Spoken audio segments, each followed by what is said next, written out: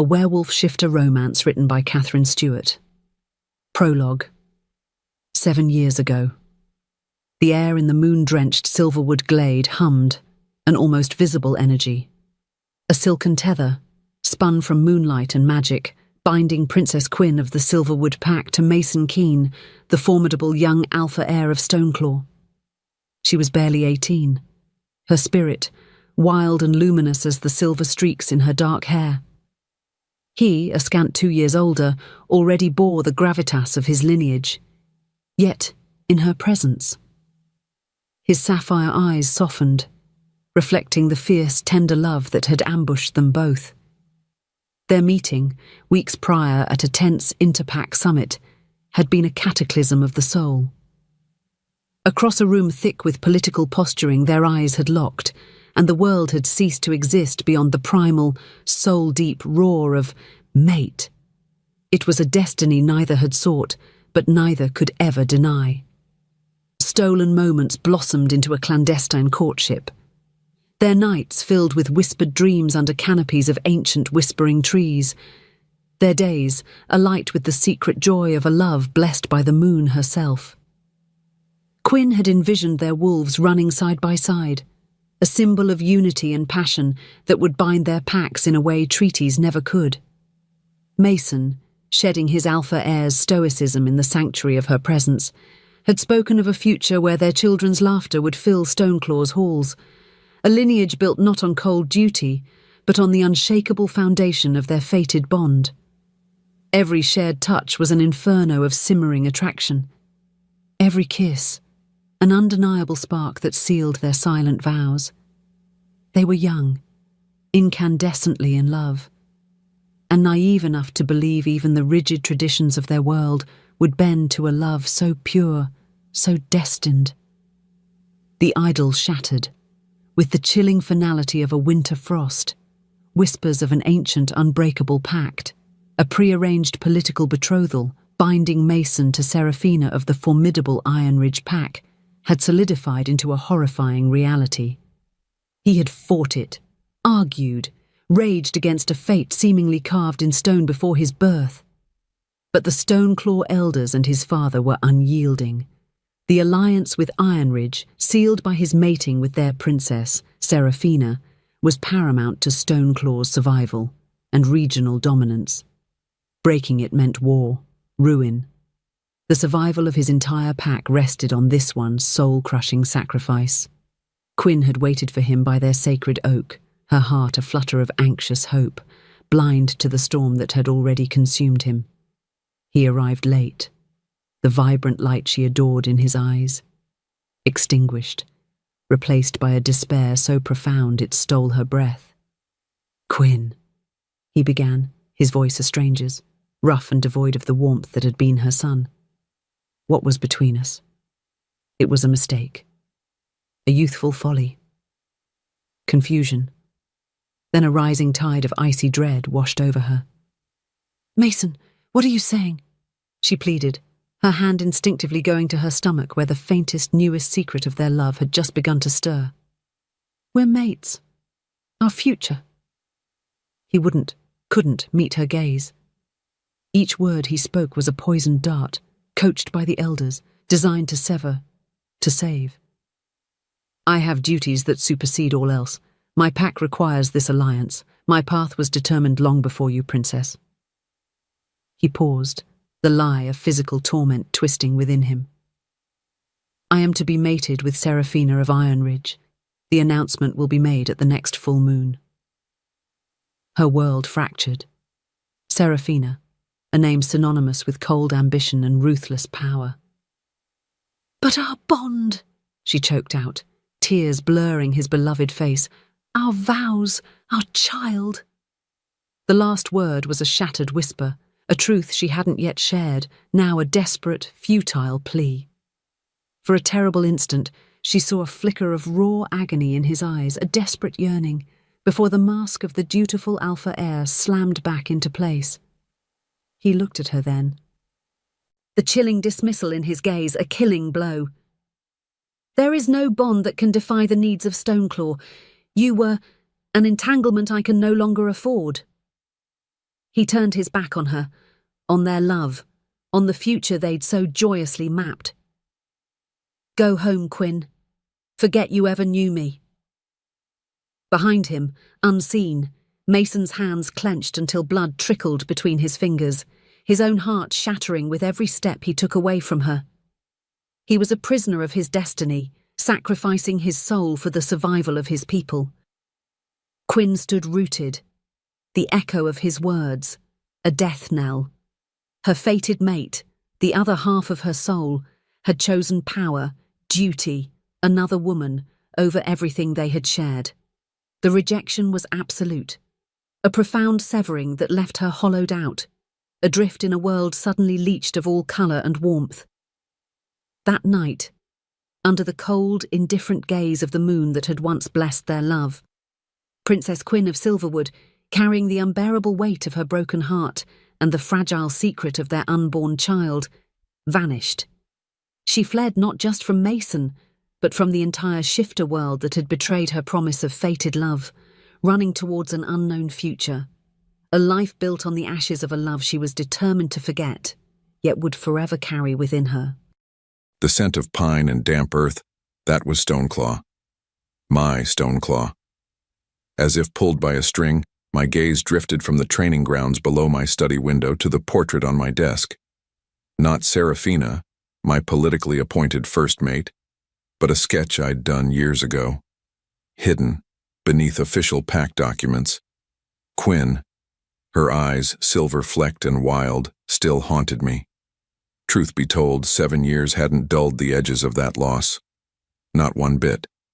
That loss, it was a constant dull ache in my chest, a phantom limb I still reached for in the dead of night. More importantly, I had Eva now, my little wolf, my 6-year-old miracle. She was the sunrise after a long, dark night, because without her, I wasn't sure I'd have found a reason to keep leading with anything but cold duty. My beta, Marcus, a scarred warrior with eyes that had seen too many winters, entered without knocking. He was maybe the only one who could get away with that. Alpha, he rumbled, his voice like stones shifting. Kyle is pushing the trainees hard again. Too hard, for some of the younger ones. I let out a slow breath. Kyle, my ambitious cousin. Did he, though? Or did he want to be the one making it strong? Deep down, I knew the truth. Or suspected it anyway. Maybe it was fate or just bad blood. But there was always something about Kyle. Something that put my wolf on edge. Keep an eye on him, Marcus. Ensure he tempers his enthusiasm.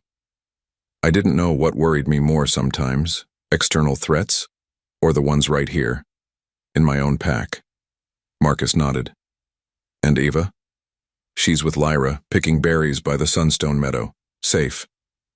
I tried to sound sure, but then an old disquiet stirred.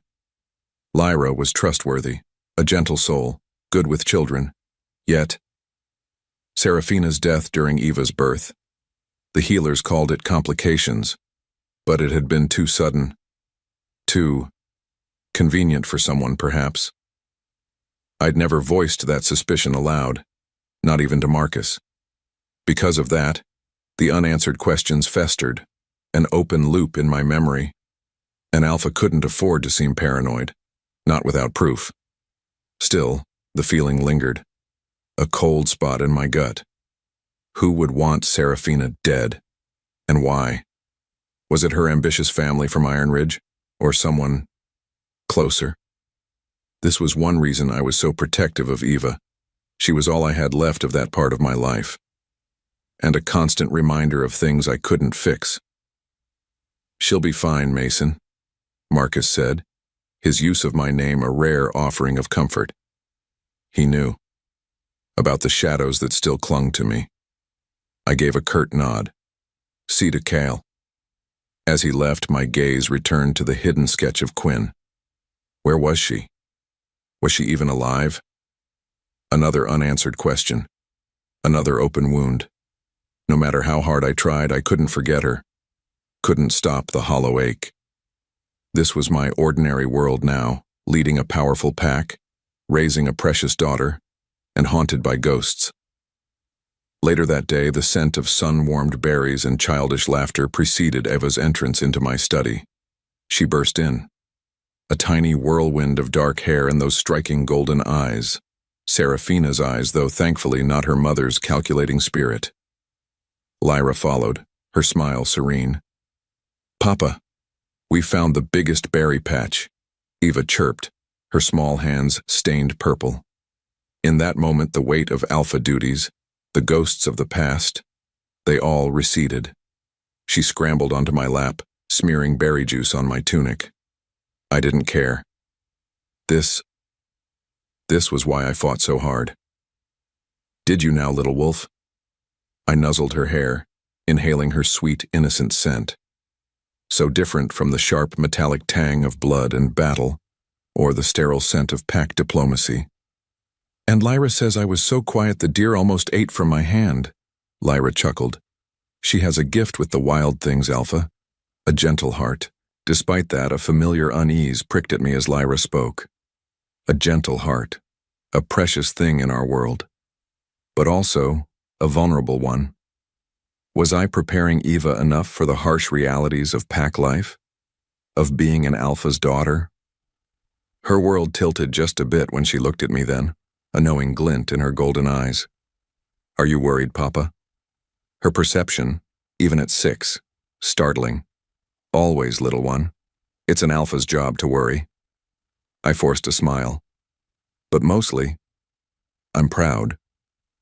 As the silence stretched, I watched her chatter about her day, her words painting vivid pictures of forest creatures and sun-dappled clearings.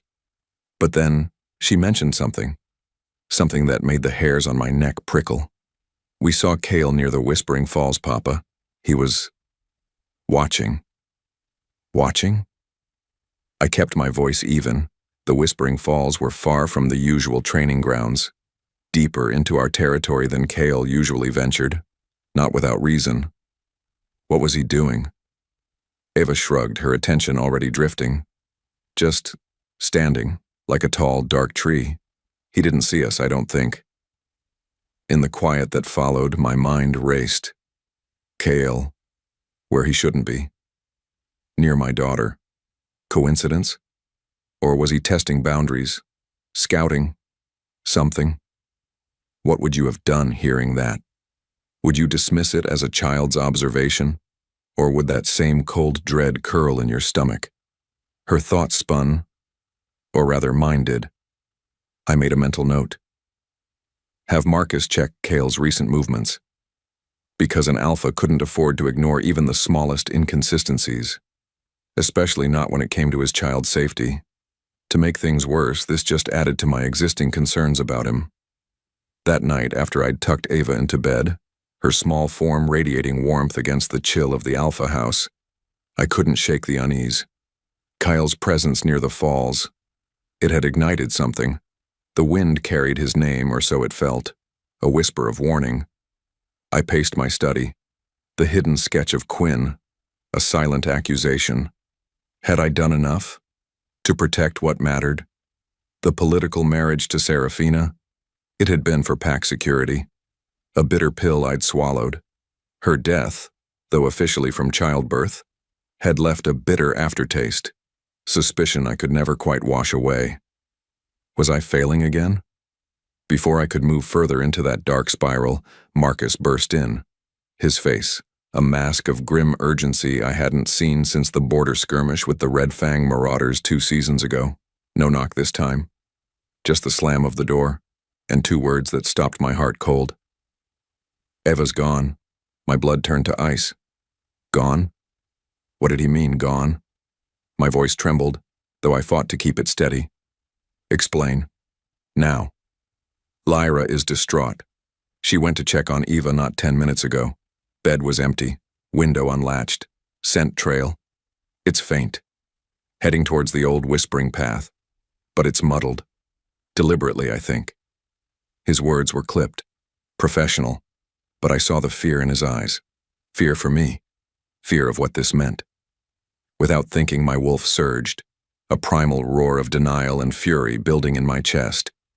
Eva, my Eva, gone. The silence roared in my ears, louder than any battle cry.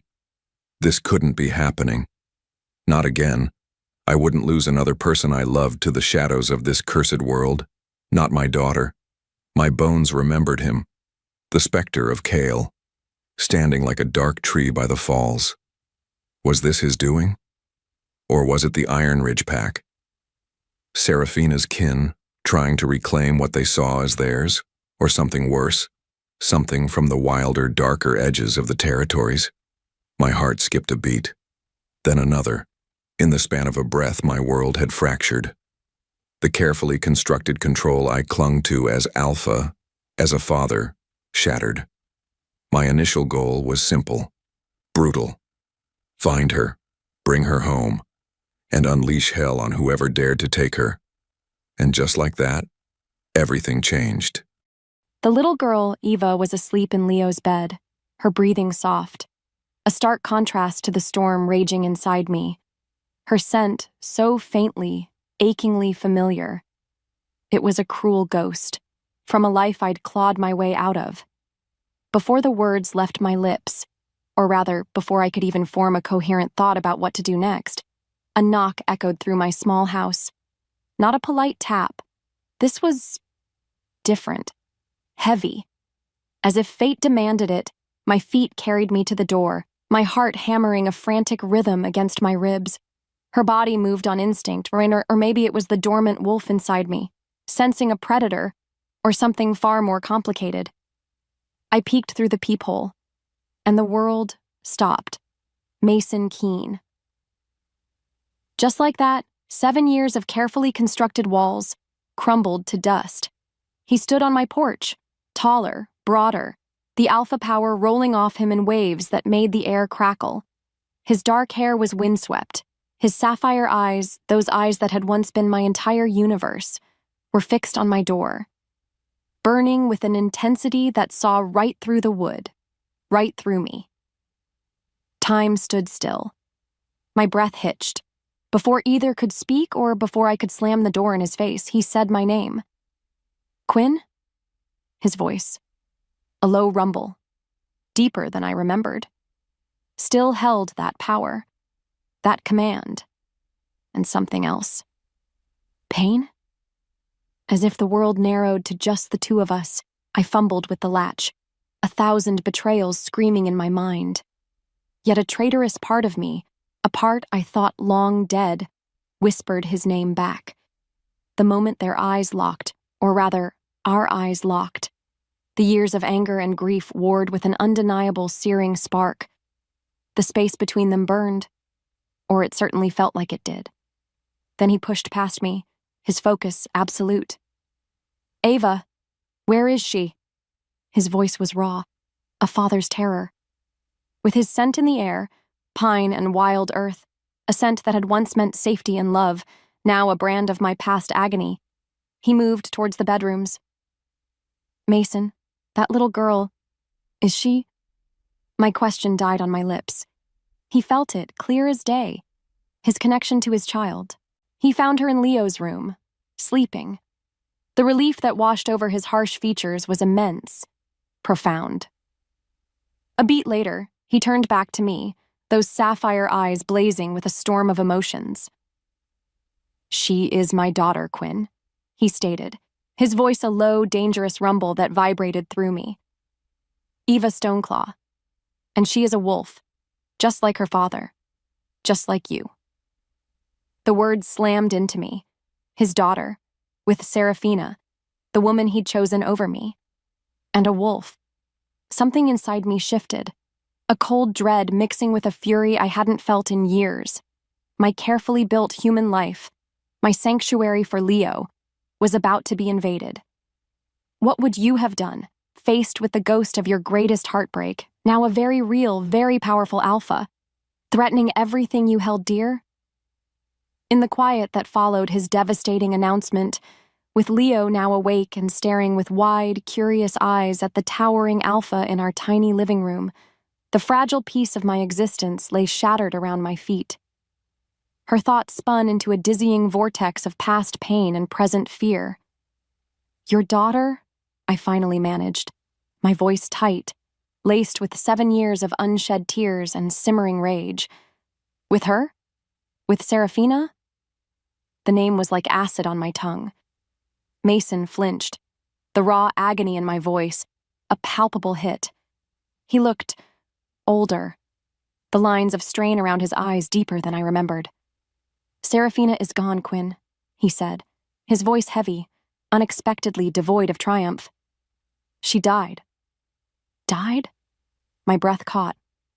The word hung in the air. Heavy. Unbelievable. "Yes," he continued, his gaze dropping to the worn rug beneath his boots. "During Eva's birth, 6 years ago, it was a difficult birth. Ava barely made it. Seraphina didn't." He looked up then, his sapphire eyes filled with a deep, haunting sorrow that felt genuine. "I've raised Eva alone since then. She is everything to me." As the echo faded, I tried to process this. Seraphina, dead. Mason, a single father. It didn't excuse his betrayal, not by a long shot, but it painted the intervening years in a different, starker light. On the other hand, it also meant Eva was a constant, living reminder of his choice. "Why was Eva alone?" I demanded, crossing my arms, a futile attempt to keep a barrier between us. "In the woods? Injured? And in human form? If she's a wolf?"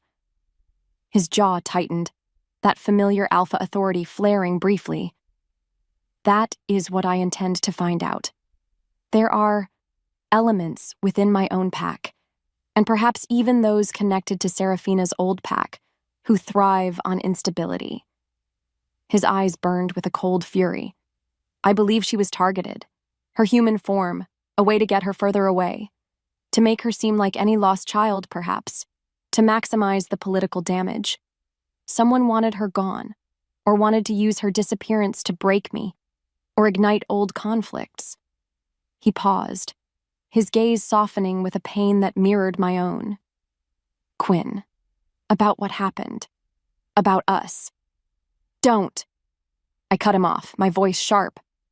Her chest ached with the effort of holding back a fresh wave of grief. "Don't you dare try to excuse what you did. You chose. You chose her, your ambition, your pack, over me, over us." This was the truth I had clung to, the truth that had fueled my survival. Was he about to try and rewrite our history? And could I bear to listen? Before the words left her lips, or rather, as the bitter accusation still hung in the charged air between us, Mason took a step closer. My wolf, long dormant, bristled. Her instincts surged. "No, Quinn!" His voice rose, raw with an emotion I couldn't name, then dropped again as Eva stirred in the other room. "I never chose. My hand was forced." What followed was a story that ripped through the foundations of my 7-year-old bitterness. He spoke of an ironclad political betrothal to Seraphina, brokered by his father long before he'd even known I existed. An alliance Stoneclaw couldn't survive breaking. He painted a picture of agonizing meetings with elders, of threats of war, of the ruin of his entire people if he defied them. He confessed to the staged, cruel rejection, the words coached, his heart breaking even as he spoke them, believing it was the only way to make me leave, to save me from the fallout, from Seraphina's powerful and notoriously jealous kin. He didn't just tell me. I felt the crushing weight of his decision, the impossible choice he'd faced. Truth be told, it was a monstrous, unthinkable scenario. "Every word of that rejection," he finished, his voice thick with anguish, his sapphire eyes pleading, raw and vulnerable in a way I'd never seen, "was a lie I was forced to tell, Quinn. A blade I plunged into my own heart as much as yours. There hasn't been a day in 7 years I haven't lived with that ghost, haven't yearned for you." The air thickened. I stared at him, my mind reeling. Could it be true? Could the man who had shattered my world have been a victim too? Her bones remembered him. The love, the connection, the fated pull. Deep down, she knew the truth. or a terrifying part of her wanted to believe this new, devastating version of it. It didn't erase the pain, the lost years, or the fact that Eva was living proof of that forced union.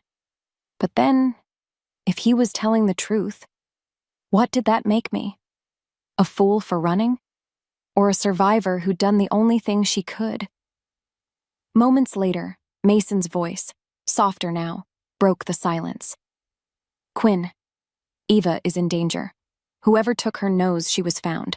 They could trace her here. You and Leo, you're not safe anymore. My blood ran cold. Leo, my son. You will come with me, he stated, the Alpha command back, though tempered with a plea. To Stoneclaw, you and Leo will be under my protection. No! The word was out before I could stop it. Stoneclaw, the place of my deepest humiliation. I won't go back there. Leo is human. He doesn't belong in that world. Without warning, Leo, who had been watching with wide eyes, piped up, But Mommy, Eva needs her daddy, and she likes me. We're friends now.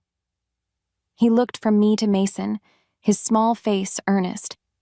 Ava, awake now too, had padded into the room and slipped her tiny hand into Leo's. They stood together, two small figures, a human boy and a shifter princess, their innocent bond a luminous thread in the darkness of our past. As if fate demanded it, their simple, unbreakable connection became an anchor, a chain. She didn't know what scared her more, returning to Stoneclaw or endangering Leo by staying. As the silence stretched, the weight of Mason's stare, the silent plea in his eyes, the innocent trust on our children's faces, it was too much. My fight dwindled. Because of that, I knew, with a sinking heart, that I had no choice. My carefully built walls were breached, my quiet life over.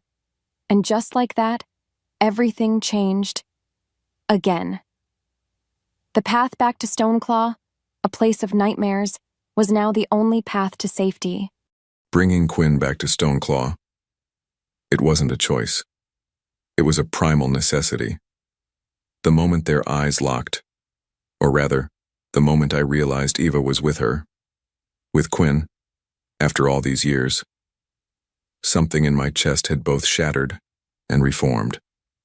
As if pulled by a string, my wolf had recognized its counterpart, the missing piece of my soul, even through layers of pain and betrayal. Still, I knew this wouldn't be easy.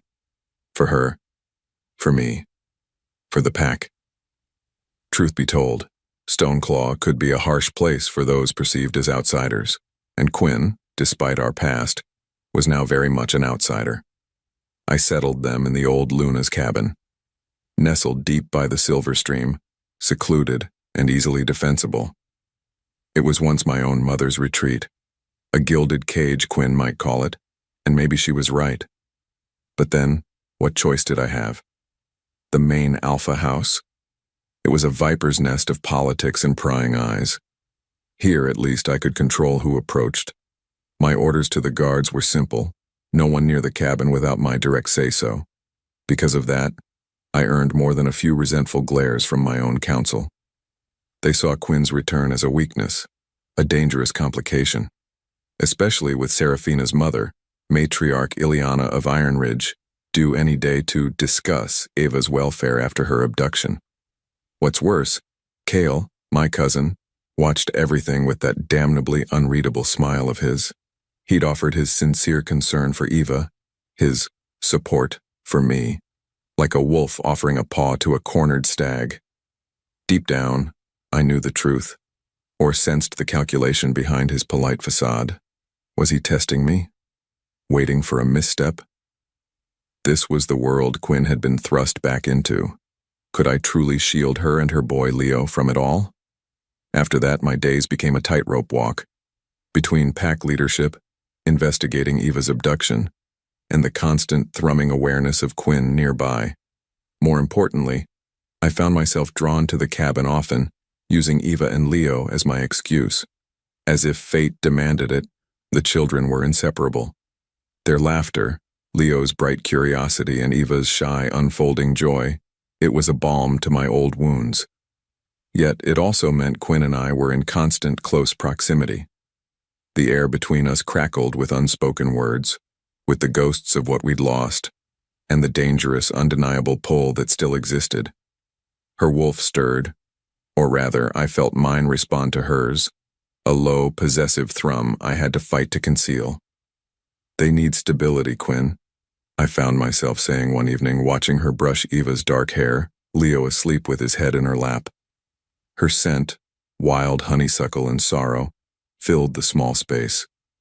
A scent that her bones remembered him, or rather my bones remembered. The space between them burned. She didn't look at me.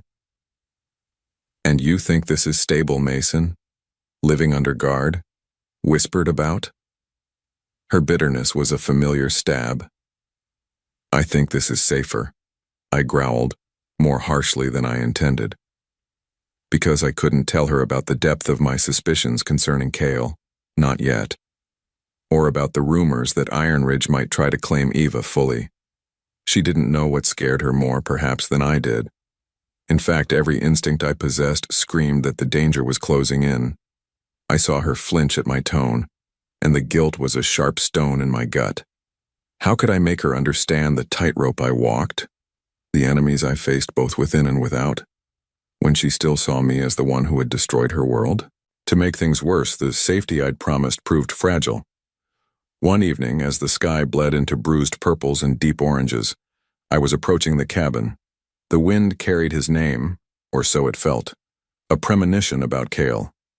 Before I could move more than a few paces into the clearing, a sound ripped through the twilight quiet. A snarl, not a challenge between packmates. This was feral. Hungry. Without warning, my wolf surged. I saw them then. Two gaunt, unfamiliar shifters, their eyes glowing with a rabid light, slinking from the deep woods. Their muzzles wrinkled.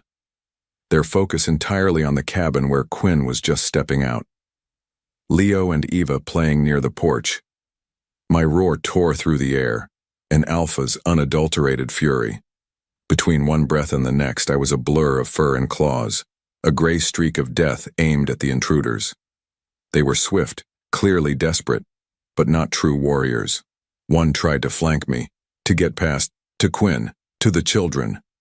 A growl rose in her throat, or rather, I heard Quinn's own fierce, protective cry from the porch as she shoved Leo and Eva behind her.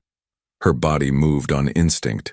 That sound, her raw courage, it fueled my rage. I met the first attacker head-on, a clash of teeth and power. He went down, yelping. The second, seeing his companion fall, turned tail and fled back into the shadows. In the stillness that followed, I shifted back, my chest heaving, my blood singing with battle heat and a cold, chilling dread.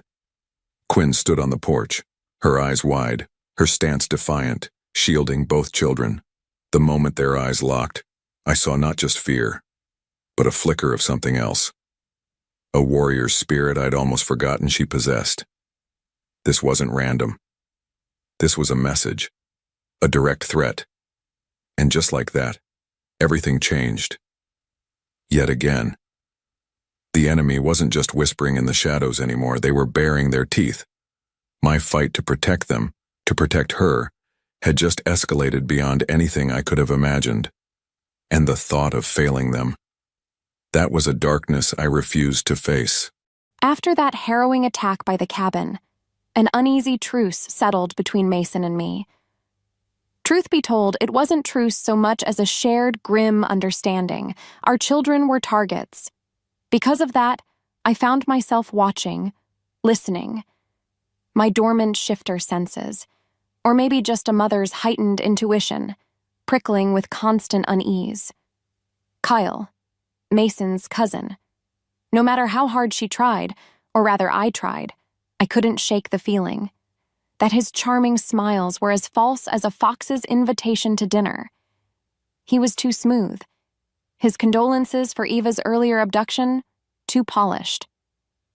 Deep down, I knew the truth, or some version of it, lurked beneath his courteous demeanor.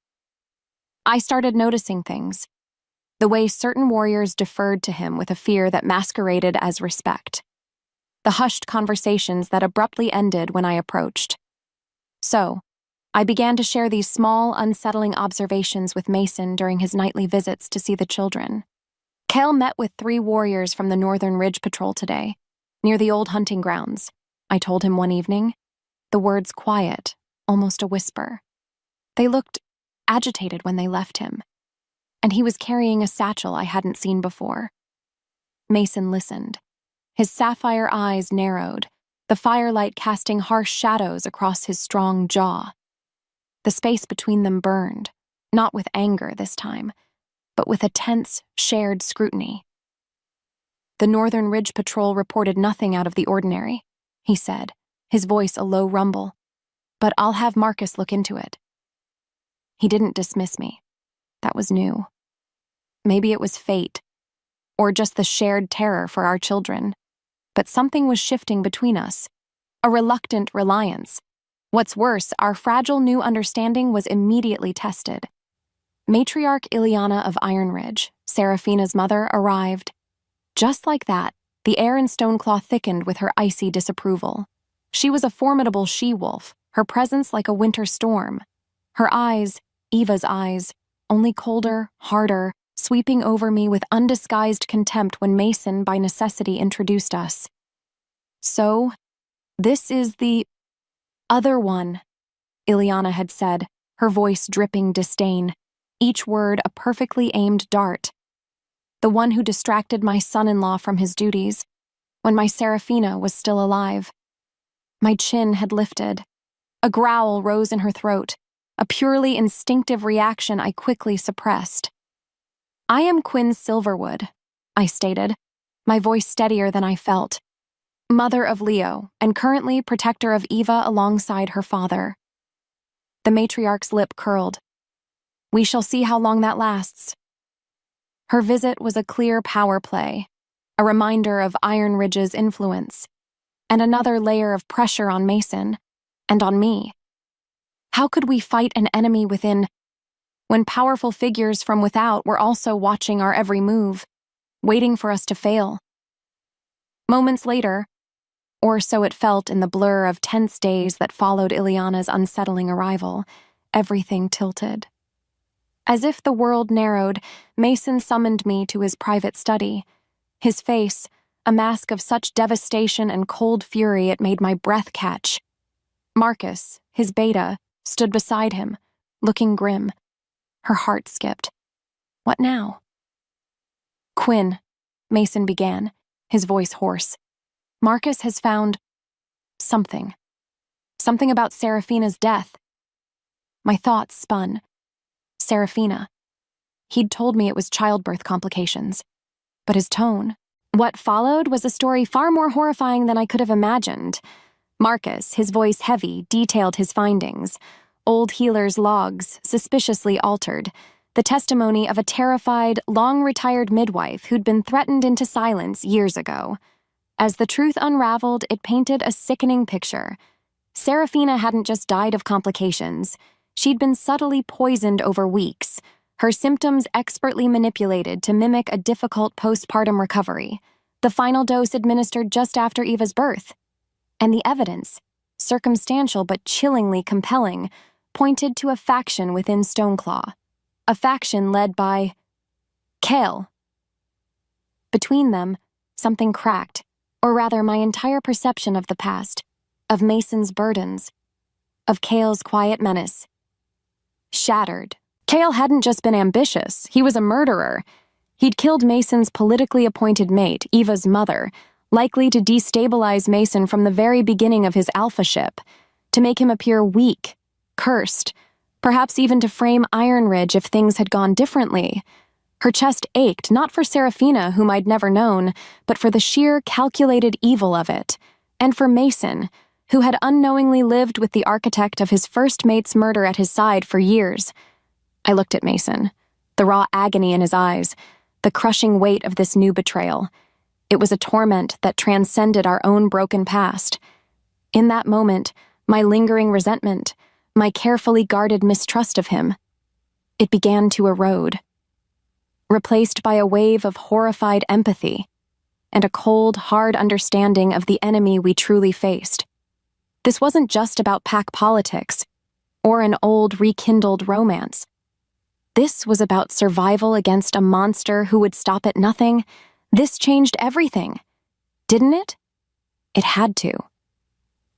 In the quiet that followed that monstrous revelation, a new, grim alliance was forged between Mason and me.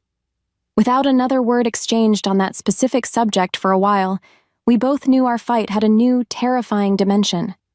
More importantly, the knowledge of Kale's treachery became a dangerous secret we shared, a fragile thread binding us together in a way nothing else could have. We had to move carefully. Kyle was respected by many, his true nature hidden behind a mask of charm and capability. Exposing him would require more than just the word of a grieving alpha and a returned outcast. Meanwhile, the children, Leo and Eva, remained our brightest light. Their innocent bond a constant reminder of what we were fighting for. Their laughter was a melody that cut through the darkness. Their unquestioning affection for each other a pure, uncomplicated truth in a world of lies. Even so, they sensed the shift in us, the heightened tension that now permeated the cabin. The way Mason's visits became less about casual check-ins and more about hushed, urgent conversations with me after the children were asleep. As if the forest watched, Kale himself seemed to sense the change in the wind. His demeanor around Mason became even more solicitous, his offers of help more frequent. His eyes, however, holding a new, sharper watchfulness whenever he looked at me. He'd approach me at pack gatherings, his voice like smooth river stones. "Quinn," he'd say, a picture of concern. "You seem troubled. Is the Alpha ensuring your comfort? Anything I can do?" His scent in the air was like a viper's warning. My wolf pressed forward internally, a silent snarl at his duplicity. "Everything is fine, Kale," I'd reply, my voice carefully neutral, meeting his gaze with a calmness I didn't feel. Alpha Keen is a thorough protector. Beneath the moonlight one evening, as Mason and I stood outside the cabin after the children were asleep, the forest a tapestry of shifting shadows around us, he finally spoke of it. He knows we suspect something, or at least, he suspects I do. "He's too confident, Mason," I whispered, the cold night air raising goose flesh on my arms. "Or he believes he's untouchable." Which was worse? I wasn't sure. The silence roared between us for a moment, filled with the weight of Kale's evil and the daunting task ahead. As the mark tingled, or rather, as the echo of our fated bond pulsed faintly, a forgotten sensation, I knew one thing for certain. We were no longer just fighting for our children's safety. We were fighting for the soul of Stoneclaw, and for any chance of a future where such darkness didn't reign. This new shared knowledge, this terrible secret, it had irrevocably changed our dynamic. The path ahead was treacherous, but for the first time since returning to Stoneclaw, I didn't feel entirely alone in the fight. After that soul-shattering revelation about Seraphina's murder, a cold, hard resolve settled in my bones. Kale wasn't just a political rival. He was a cancerous rot within Stoneclaw, a monster who had killed my first mate, Eva's mother, and had undoubtedly orchestrated Eva's abduction and the attack at the cabin. Truth be told, the scope of his treachery was a chilling weight, but it also clarified everything. More importantly, it forged a new, unspoken bond between Quinn and me. We were no longer just two broken souls tethered by a past tragedy and their children. We were allies in a war for survival, for justice, and for Stoneclaw. She didn't know what scared her more, perhaps, than I did. The thought of failing to protect our children from this evil. Quinn, she surprised me. No matter how hard she tried to maintain her icy reserve, the fierce, intelligent she-wolf I'd fallen in love with years ago was re-emerging. In fact, it was her sharp eyes, her intuition honed by years of solitary survival, that started to unravel Kale's current plots. She began observing the pack with a keenness I hadn't anticipated, noticing subtle shifts in loyalty, discreet meetings Kyle held, the nervous tics of warriors who seemed too eager to please him. One evening, she came to me, her face pale but her eyes blazing with a dangerous light.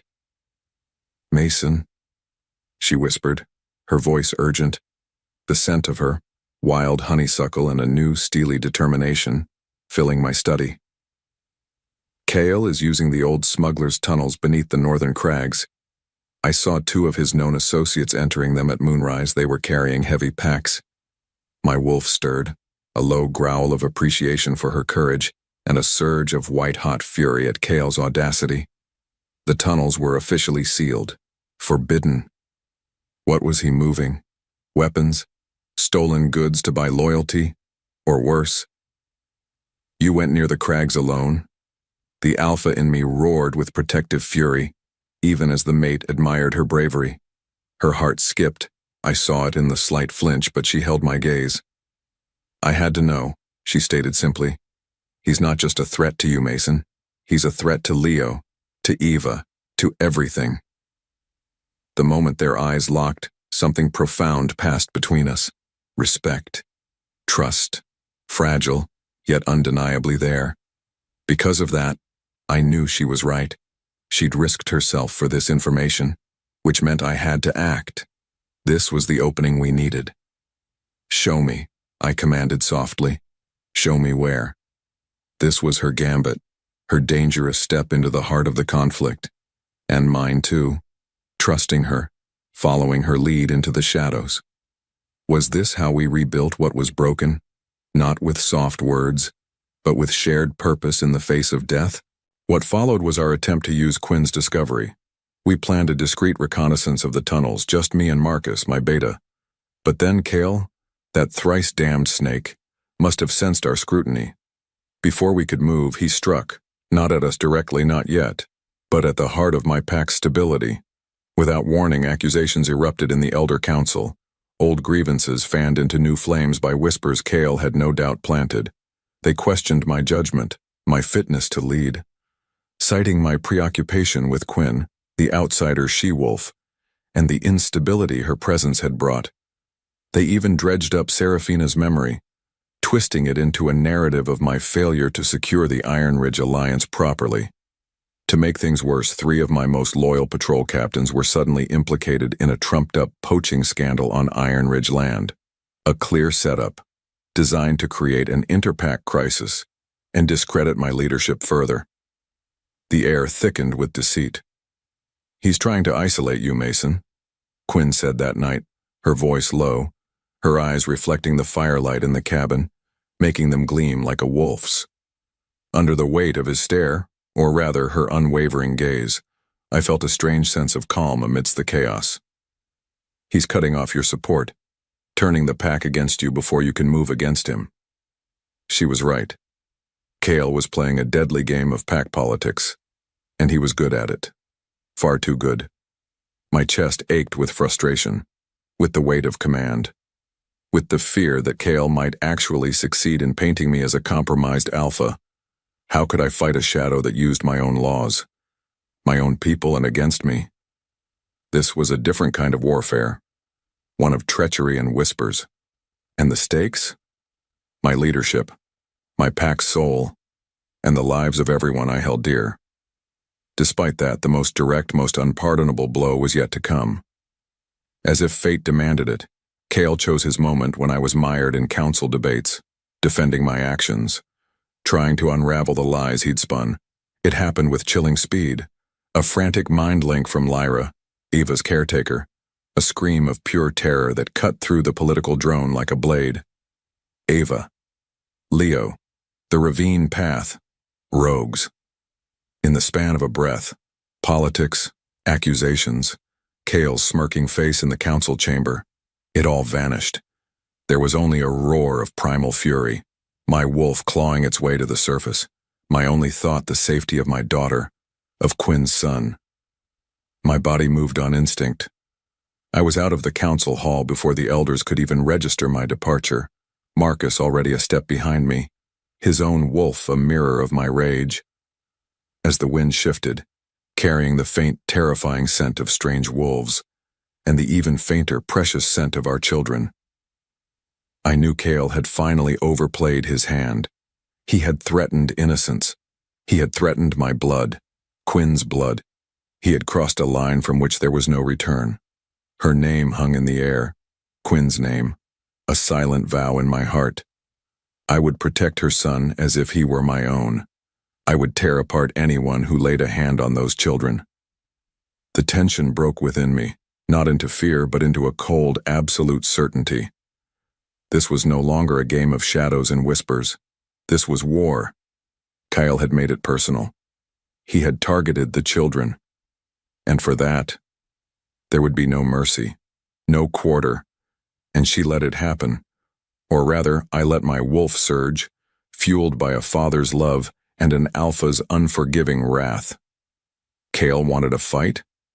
He was about to get one that would soak Stoneclaw's soil in blood if need be. This attack on the children, this was Kale's desperate, fatal mistake. It was the point of no return for him and for me. Following that terrifying attack on our children, Mason's fury was a tangible thing, a storm about to break. Truth be told, a part of me, the part that had been dormant for 7 long years, resonated with his rage. More importantly, we now had the horrifying certainty of Kale's treachery regarding Seraphina's murder. So, armed with this grim knowledge and a desperate plan fueled by parental terror, we moved. We thought we were being clever, using information we'd gathered about Kale's movements through the old smuggler's tunnels, planning to expose him, to trap him with his own illicit dealings. We were so wrong. What followed was a nightmare. The moment their eyes locked, or rather, the moment we sprung our trap in those damp, oppressive tunnels, we realized we were the ones ensnared. Without warning, Kale was there.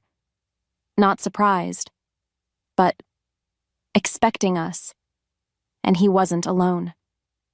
Warriors we'd thought loyal to Mason, their faces grim, flanked him, as if the forest watched, or rather, as if the very stones of Stoneclaw conspired against us. Our counterattack crumbled before it even began. Mason fought like a cornered god, a blur of alpha fury and protective instinct, trying to shield me, trying to create an escape. But then, there were too many. I saw the blow that sent him staggering, a heavy club to his side, heard his pained grunt. My heart skipped, or rather, it plummeted into an icy abyss. Marcus, his loyal beta, was overwhelmed, dragged down by sheer numbers. Just like that, Kale's smile, cold and triumphant, was the last thing I saw clearly before the darkness of defeat, and the suffocating scent of betrayal consumed everything. He'd played us, every step of the way. How could we have been so blind? Did he know about our suspicions all along? Moments later, or perhaps it was hours, I found myself in the cold, damp familiarity of the Luna's cabin, our gilded cage now a true prison. Yet Kale hadn't harmed us physically, not beyond the rough handling. Not yet. Instead, he'd chosen a crueler torment. He'd isolated us. Mason was there, nursing his ribs, his face a mask of controlled fury and profound self-blame. Leo and Eva were huddled together, their small faces pale with a fear that tore at my soul. To make things worse, we learned the full extent of Kale's victory from a young guard, one of Kale's new appointments, who delivered our meager rations with a sneer. Kale had twisted our attempt to expose him into an act of treason. He'd painted Mason as a paranoid, unstable alpha influenced by an outsider she-wolf, me. Willing to attack his own cousin and sow dissent, he'd used the faked poaching incident, the unrest with the elders, everything, to his advantage.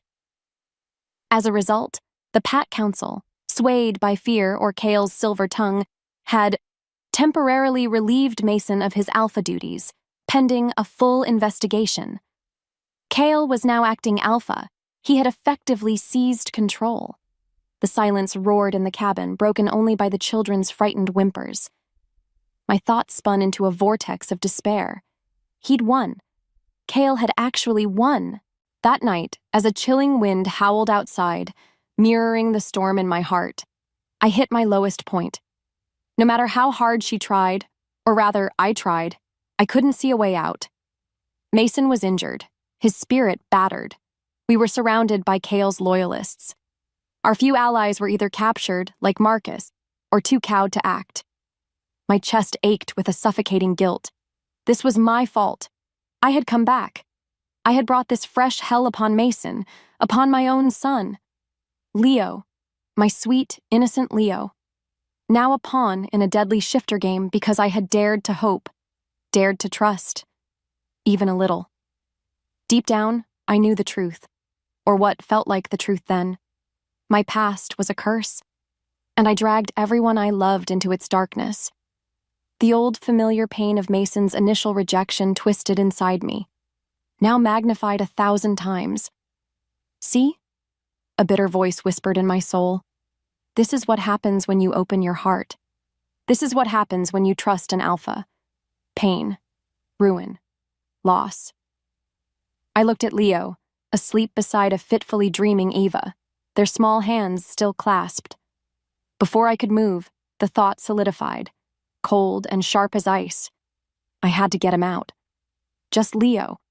I could run again, disappear, keep him safe, truly safe, away from all of this, away from me. As if summoned by my despair, Mason stirred from the other side of the small room where he'd been keeping a silent, painful vigil. Under the weight of his stare, even in the dim moonlight filtering through the cabin's single window, I felt exposed. My desperate plan laid bare. Quinn. His voice was a rough whisper, laced with his own agony. Tears I hadn't realized I'd been holding back finally streamed down my face. I can't do this, Mason, I choked out, the words torn from my soul.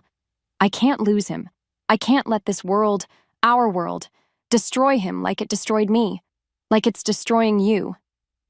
My voice trembled. I should never have come back. I should have stayed hidden.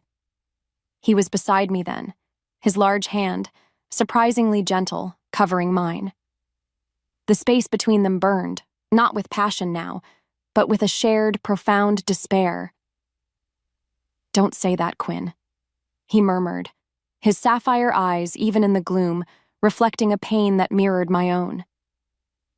This is not your fault. It's Kale's. It's the darkness he's unleashed. He paused, his thumb tracing a line over my knuckles. I know you're scared. Gods, Quinn, I'm terrified. Not for myself, but for them. He nodded towards the children. And for you. Between one breath and the next, his carefully constructed alpha mask seemed to crack, revealing the broken man beneath. I failed you once, Quinn. 7 years ago, I chose duty, or what I thought was duty, over my heart, over us. And I've lived in hell ever since. I won't fail you again. I won't fail them. His voice broke on the last word. As if the truth unraveled completely, he confessed his deepest fear, not losing his alpha status, not even his own life, but losing the fragile chance he had with me, with our children. This second chance fate had so cruelly dangled before them. In the stillness that followed, his raw vulnerability was a more powerful blow than any Kale could deliver. He, Alpha Mason Keen, was admitting his fear, his regret, his unwavering love to me. The woman who'd believed him capable of casual cruelty. My internal flaw, that deep-rooted conviction that trust was a fool's game, felt the first true tremor of doubt. Could I, after all this, could I truly choose to believe, to stand and fight, not run, even when all hope seemed lost? Her soul answered, with a terrifying, hesitant flicker of maybe, just maybe. But Kale was out there, his power growing with every passing hour, and we were trapped. What could a broken Alpha and a runaway Luna possibly do against a traitor who held all the cards? Following that raw, soul-bearing exchange in the cold dampness of the cave, where Quinn had laid her deepest fears bare, and I, in turn, had confessed my own, something shifted. Truth be told, her pain, Her willingness to even consider trusting me again after everything. It wasn't a weakness I saw. It was a terrifying strength. A strength that rekindled the dying embers of my own hope. More importantly, seeing her choose to stay, to fight, despite her terror, that was the spark. Because of that, the despair that had threatened to consume me began to recede, replaced by a cold, hard fury. Kyle had taken my pack, threatened my daughter, tormented my mate, and endangered her son. He would not win, not while I still drew breath. What followed was the hesitant dawn of a plan. "He thinks we're broken," I murmured to Quinn, the first light of morning painting gray streaks across the cave entrance. Her eyes, shadowed with exhaustion, met mine. As if fate demanded it, a new light was dawning in them too, not joy, but a fierce, almost feral determination. "Then we let him think it," she whispered back, her voice gaining strength, "until we strike." And then, as if the spirits of our ancestors themselves were intervening, help arrived. Matriarch Ileana of Iron Ridge. Without warning, she appeared at the mouth of our hidden ravine, not with warriors and accusations, but with a grim understanding in her gaze and a small, loyal retinue. She didn't know what scared her more, she said, than the thought of Kale, the murderer of her daughter Seraphina, leading a pack as powerful as Stoneclaw. In fact, she'd done her own digging after our earlier confrontation, her own spies confirming Kale's treachery. "He dishonored my daughter's memory, Alpha Keen," Ileana stated, her voice like chipped ice. "He used her, and he used Stoneclaw. That cannot stand. Iron Ridge offers its discreet support." This was a plot twist I hadn't anticipated, an alliance born from shared outrage. She offered us a secure location for the children, a way to get word to Marcus and any other loyalists still free, and crucial intelligence. Kale planned to perform a ritual of alpha confirmation at the blood moon, in 3 days, at the ancient pack stone, a ritual that, once completed, would make his claim almost unbreakable by pack law. Her world tilted, or rather mine did, with this new terrible deadline, but also with a surge of grim purpose. We had a target. We had a timeline. From there, the plan began to solidify, forged in hushed whispers between me, Quinn, and now, surprisingly, Ileana's most trusted tactician. The children, Leo and Ava, were our unwavering why. Their innocent faces, their complete trust in us. It was the fuel for our desperate gamble. She felt it, clear as day, Quinn's resolve hardening beside mine. Her insights into Kale's character, her observations from her time as an outsider, proved invaluable. Maybe it was fate that she had returned, that her unique perspective was what we needed. We would use Kale's arrogance against him. He would expect a frontal assault from a broken alpha. He wouldn't expect a strategic strike, a plan woven with both Stoneclaw strength and Silverwood cunning, backed by the unseen hand of Iron Ridge. More importantly, he wouldn't expect Quinn to be the key. "He underestimates you," I told her, my hand finding hers in the darkness of our new hiding place, a forgotten hunter's den Ileana's people had secured. The space between them burned, this time with a fierce, protective warmth. "He sees a grieving mother, a returned outcast. He doesn't see the Luna. He doesn't see the Queen." A faint smile touched her lips. "Then let's make sure that's the last mistake he ever makes." Her wolf stirred. I could feel it in the subtle shift of her scent, the new confidence in her posture. With a single glance, we understood each other. This was it. How many times had I dreamt of fighting beside her, my true mate? Now, it was a grim reality, a fight for our very lives. Soon after, our final preparations were underway.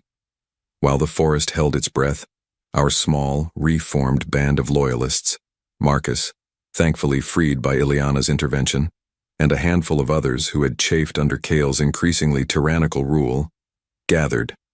Leo and Ava were moved to a secret Iron Ridge sanctuary, their tearful goodbyes a fresh agony, yet a necessary one. My chest ached with the thought of failing them, but Quinn's strength was a bedrock. Her voice trembled not with fear now, but with resolve as she promised them we would return. As the sky darkened on the eve of the blood moon, we moved. Our objective, the pact stone. Kale would be there, surrounded by his chosen, ready to cement his stolen power.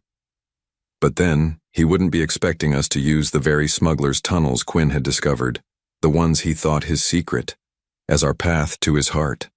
He wouldn't be expecting matriarch Ileana's people to create diversions at the pact's borders, drawing away some of his key enforcers. And he certainly wouldn't be expecting his long-dead first mate's memory, and the truth of her murder, to be the rallying cry that turned his own pack against him. The tension broke, not into chaos, but into a focused, silent advance.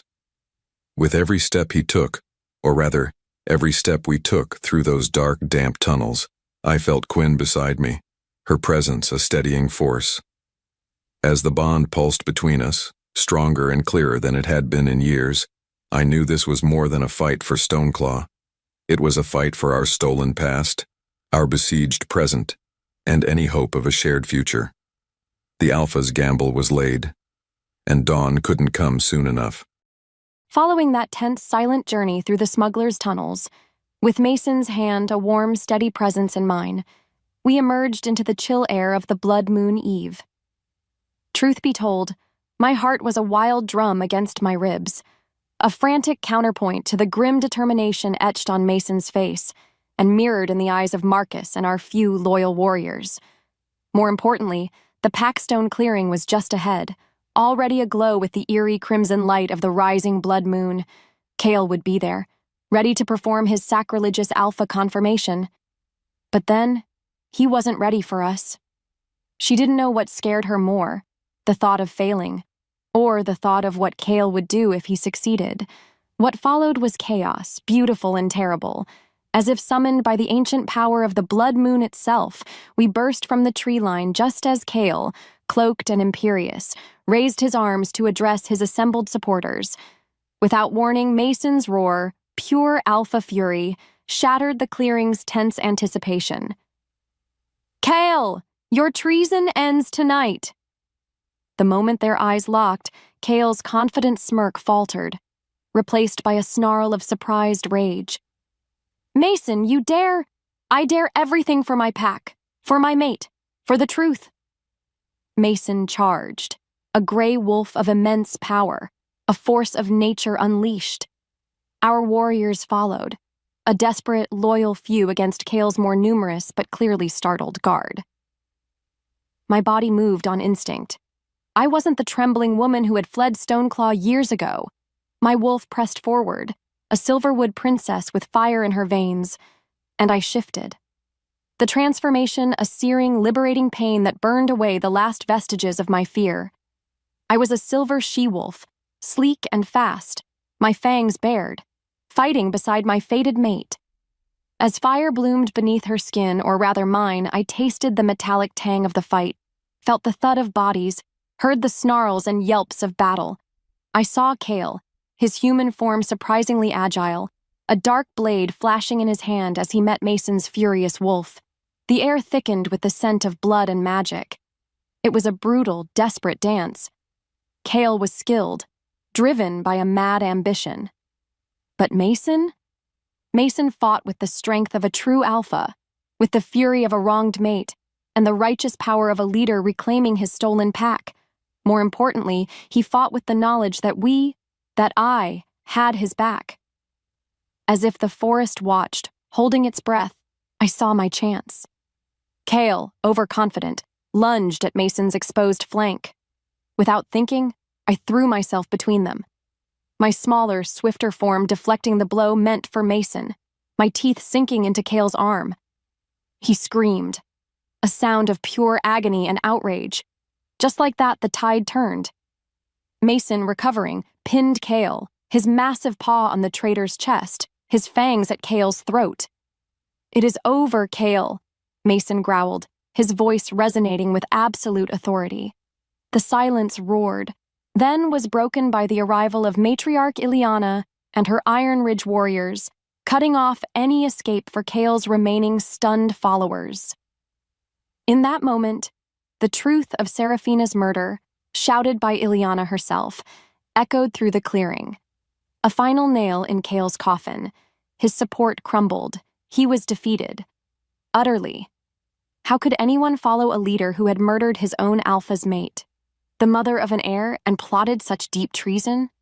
Moments later, or perhaps it was an eternity, I was back in my human skin. Trembling with reaction, Mason's strong arms around me, his scent in the air was my anchor. He was bloodied, bruised. But his eyes, those sapphire eyes, were full of a fierce, triumphant love as they met mine. The space between them burned with an intensity that had nothing to do with battle. "Quinn," he breathed, his voice thick. "My brave Luna." As the echo faded from his voice, the Packstone clearing was a scene of subdued chaos. Kale's loyalists were rounded up by Marcus and Ileana's warriors. Justice would be swift, but fair, Mason decreed, his Alpha authority reasserted, stronger than ever. Matriarch Ileana approached us, her usually icy gaze holding a new respect as she looked at me, then at Mason. "You have honored my daughter's memory, Alpha Keen," she said, her voice surprisingly soft. "And you, Luna Quinn, have shown the spirit of a true queen. Iron Ridge stands with Stoneclaw." Between them, something cracked, the old animosity, replaced by a new, hard-won alliance. Because of that, a fragile peace began to settle. Soon after, Leo and Eva were brought to us, their small faces tear-streaked but shining with relief as they launched themselves into our arms. My chest ached with a love so profound it was almost a physical pain. We were together. We were safe. We had won. Come morning, or rather, many mornings later, Stoneclaw began to heal. Under the weight of his stare, or rather, under the united leadership of Mason and myself, the pack slowly rebuilt its trust, its unity. The stillness that followed the initial turmoil was filled with the sounds of a community mending. Kyle was dealt with according to ancient pack law, stripped of his rank and exiled to the barren lands, a fate worse than death for a shifter. His staunchest followers faced similar justice. Her bones remembered him, or rather, remembered the fear Kale had inspired, but now that fear was replaced by a sense of rightness. I found my place, not just as Mason's mate, but as Luna of Stoneclaw. My past as a runaway princess, my life in the human world, it gave me a perspective the pack needed. I helped bridge divides, soothe old hurts, and alongside Mason, we began to forge a new era for Stoneclaw, one built on truth, strength, and a deep, abiding love. Her thoughts spun not with anxiety anymore, but with plans for the future, for our children, for our pack. That night, beneath a gentle moon, Mason pulled me close as we stood on the balcony of the Alpha house, watching Leo and Eva chase each other on the lawns below, their laughter like wind chimes. His voice trembled slightly as he spoke. "My stolen heart," he murmured, his lips against my hair, his strong arms a haven I never thought I'd know again. "You brought it back to me, Quinn. You. And our children." My soul answered his unspoken vow. "And yours, Mason," I whispered, turning in his embrace, my own heart overflowing. "You reclaimed mine." As fire bloomed beneath her skin, this time it was the warmth of pure, unadulterated love, of fated mates finally, truly, home. And just like that, everything changed, for the last, most wonderful time. Our pasts were scarred, yes, but our future stretched before us, as bright and limitless as the star-dusted sky above Stoneclaw. We were home, together. And that was all that mattered. Epilogue. 2 years had passed.